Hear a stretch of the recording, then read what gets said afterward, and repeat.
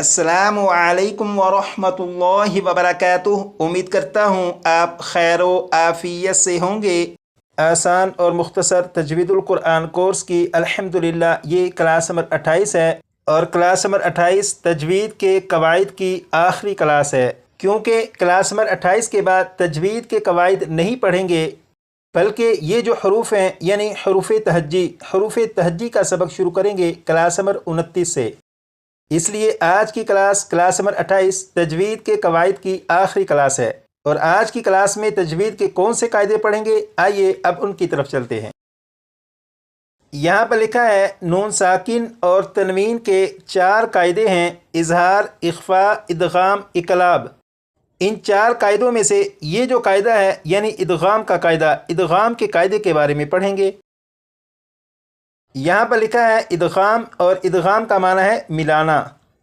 नून साकिन या तनवीन के बाद हरूफ यरमलून में से कोई हर्फ आ जाए तो इदगाम होगा। यहाँ पर लिखा है हरूफ यरमलून 6 हैं, या, रौ, मीम, लाम, वाव, नून। यहाँ पर जो लिखा है नून साकिन या तनवीन, ये जो लफ्ज़ है तनवीन, इसे फ़िलहाल नहीं पढ़ेंगे। नून साकिन के बाद हरूफ यरमलून में से कोई हर्फ आ जाए तो इदगाम होगा। इसका मतलब ये है कि नून साकिन के बाद इन 6 हरूफ में से अगर कोई भी हर्फ आ जाए तो नून साकिन को इन 6 हरूफ में से जो भी हर्फ आया हुआ होगा उस हर्फ में इदगाम करके यानी मिलाकर पढ़ना। जैसे यहाँ पर देखें, यहाँ पर नून साकिन है, नून साकिन के बाद या है और या हरूफ यरमलून में से है। जब नून साकिन के बाद या हरूफ यरमलून में से है तो नून साकिन को या में इदगाम करके पढ़ेंगे, मिलाकर पढ़ेंगे। जैसे ये लिखा हुआ है बिस्मिल्लाहिर्रहमानिर्रहीम, मिन यौमिन। लेकिन यहाँ पर नून साकिन के बाद क्योंकि या है तो नून साकिन को या में इदगाम करके पढ़ेंगे और इस तरह पढ़ेंगे मी यौमिन। तो ये नून साकिन को या में इदगाम करके पढ़ा गया। लेकिन कुरान पाक में कुछ अल्फाज ऐसे भी हैं कि उनमें नून साकिन के बाद हरूफ यरमलून में से अगर कोई हर्फ आ भी जाए तब भी नून साकिन को हरूफ यरमलून में से किसी भी हर्फ में इदगाम करके नहीं पढ़ेंगे। जैसे यहाँ पर देखें लिखा है अगर नून साकिन और हरूफ यरमलून में से कोई हर्फ एक लफ्ज़ में इकट्ठे आ जाएं तो फिर इदगाम नहीं होगा। यहाँ पर देखिएगा ये जो लफ्ज़ है इस लफ्ज़ में नून साकिन है, नून साकिन के बाद या है और या हरूफ यरमलून में से है। होना तो ये चाहिए था कि नून साकिन को या में इदगाम करके पढ़ते, लेकिन इस लफ्ज़ में नून साकिन को या में इदगाम नहीं करेंगे बल्कि यहाँ पर नून साकिन को ज़ाहिर करके पढ़ेंगे और इस लफ्ज़ को पढ़ा जाएगा दुनिया। यहाँ पर सवाल यह है कि यहाँ पर नून साकिन के बाद या हरूफ यरमलून में से है लेकिन फिर भी नून साकिन को या में इदगाम क्यों नहीं करेंगे?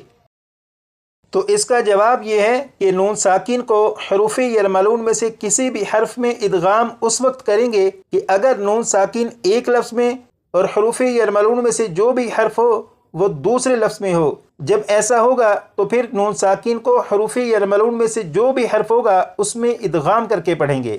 जैसे यहाँ पर देखें नून साकिन इस लफ्ज़ में है और इसके बाद या दूसरे लफ्ज़ में है।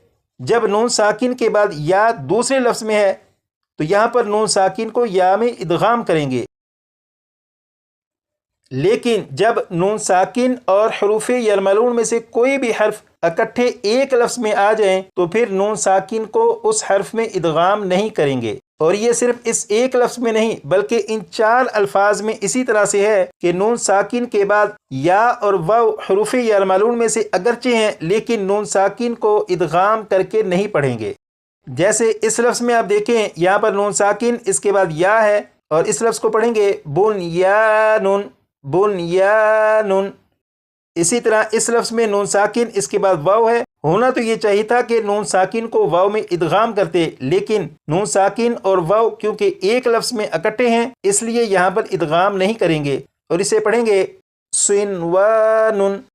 امید کرتا ہوں کہ نون ساکن کو حروف یرملون میں ادغام نہ کرنے کی جو وجہ بیان کی گئی اس کے بارے میں آپ کو معلوم ہو چکا ہے۔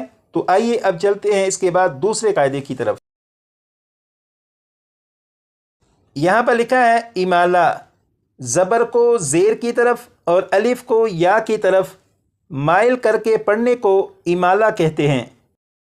امالہ کی راء کو اردو کے لفظ قطرے کی راء کی طرح پڑھیں گے، یعنی ری نہیں بلکہ رے پڑھیں گے۔ اس سارے سبق کا اگر خلاصہ نکالیں تو وہ یہ ہے کہ یہ جو لفظ ہے یہ ہے قطرے۔ اس لفظ میں قاف اور تا اسے آپ فی الحال علیحدہ کر دیں، بقیہ رہ جائے گا را اور یا، تو اسے پڑھیں گے رے رے۔ اور یہاں پر یہ جو لفظ لکھا ہے یہ ہے مجریہا مجریہا، لیکن اس لفظ میں یہ جو را کے نیچے کھڑی زیر ہے اس را کو مجریہا نہیں پڑھیں گے، بلکہ یہ جو را ہے اسے اس طرح پڑھیں گے جیسے یہ ہے رے رے، تو اس را کو پڑھیں گے رے رے مجریہا مجریہا۔ اور یہ لفظ قرآن پاک میں ایک جگہ پر ہے، جیسے یہاں پر آپ دیکھیں تو اسے مجریہا نہیں پڑھیں گے بلکہ مجریہا۔ اب یہاں پر دیکھیں لکھا ہے نون قطنی، تنوین کے بعد حمزہ وصلی آ جائے تو وصل میں حمزہ وصلی کو گراتے ہوئے تنوین کے نون ساکن کو زیر دے کر ایک چھوٹا سا نون لکھ دیا جاتا ہے، اسے نون قطنی کہتے ہیں۔ اس پورے سبق کو یاد کرنے کی بجائے اس سبق کا خلاصہ نکالتے ہیں اور اس خلاصے کو سمجھتے ہیں۔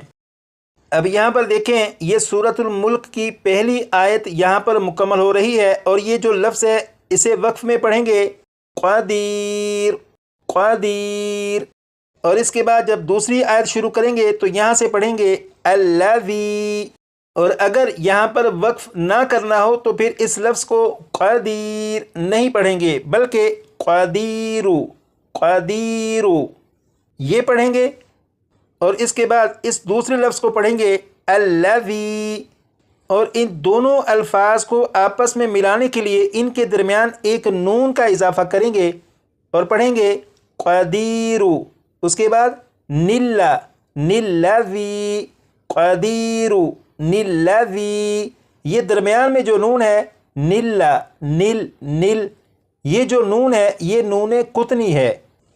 یہاں پر نون قطنی کو پڑھا گیا، اب نون قطنی کی مزید وضاحت کی طرف چلتے ہیں۔ اب یہاں پر دیکھیں یہ ایک لفظ لکھا ہے قدیرو، یہ لفظ اصل میں ہے قدیرن، جیسے یہاں پر لکھا ہے قدیرن، یعنی را کے اوپر دو پیش ہیں مطلب تنوین ہے، اور اس لفظ کے آخر میں را کے اوپر جو تنوین ہے اگر آپ اسے کھول کر لکھیں، یعنی تنوین کو کھول کر لکھیں تو پھر یہ بن جائے گا قدیرن، اور اس لفظ کے آخر میں جو نون ساکن ہے اگر نون ساکن کے نیچے زیر لگا کر لکھیں تو پھر یہ اس طرح سے بن جائے گا قدیرونی قدیرونی۔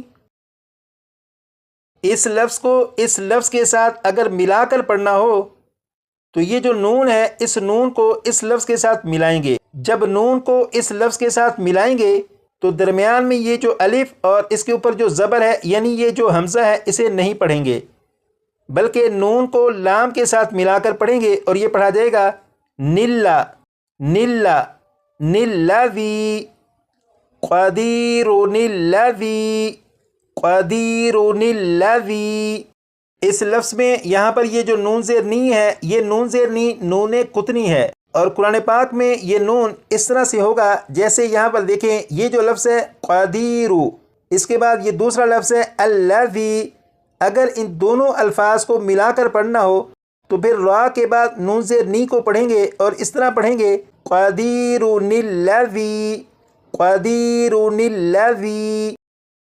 اور یہ جو نون قطنی ہے بعض اوقات اسے دو آیات کو ملانے کے لیے پڑھا جاتا ہے، جیسے یہاں پر دیکھیں یہاں پر یہ آیت مکمل ہو رہی ہے، اگر یہاں پر وقف نہ کریں بلکہ ان دونوں آیات کو ملا کر پڑھنا ہو تو اس لفظ اور اس لفظ ان دونوں الفاظ کے درمیان میں نون کا اضافہ کریں گے اور اسے پڑھیں گے قدیرن الذی، اور بعض اوقات نون قطنی کو دو الفاظ کو ملانے کے لیے پڑھا جاتا ہے۔ جیسے یہاں پر دیکھیں یہ لفظ لکھا ہے نوح، اس کے بعد یہ لفظ ہے ابنہ، یہ لفظ اصل میں تھا نوحن، لیکن اس لفظ کو اس لفظ کے ساتھ ملا کر پڑھنا تھا، تو یہاں پر ہا کے اوپر جو دو پیش یعنی تنوین تھی، تنوین کے نون ساکین کو زیر دے کر ایک چھوٹا سا نون لکھ دیا اور وہ یہ لکھا ہے، اور یہ نون قطنی ہے۔ تو جب اس لفظ اور اس لفظ ان دونوں الفاظ کو ملا کر پڑھنا تھا تو پھر اسے پڑھا گیا نوح نبنہ، نوح نبنہ۔ تو یہ جو نون قطنی ہے، اس نون قطنی نے اس لفظ اور اس لفظ ان دونوں الفاظ کو ملانے کا کام کیا۔ تو قرآن پاک میں آپ جہاں پر بھی دیکھیں کہ اس طرح کا چھوٹا سا نون ہو اور اس کے نیچے زیر ہو تو آپ سمجھ لیجیے گا کہ یہ نون قطنی ہے، اور یہ دو الفاظ یا دو آیات کو ملانے کے لیے یہاں پر لکھا گیا ہے۔ امید کرتا ہوں کہ نون قطنی کا جو خلاصہ آپ کے سامنے عرض کیا، نون قطنی کی جو وضاحت آپ کے سامنے عرض کی، اس کے بارے میں آپ کو معلوم ہو چکا ہوگا۔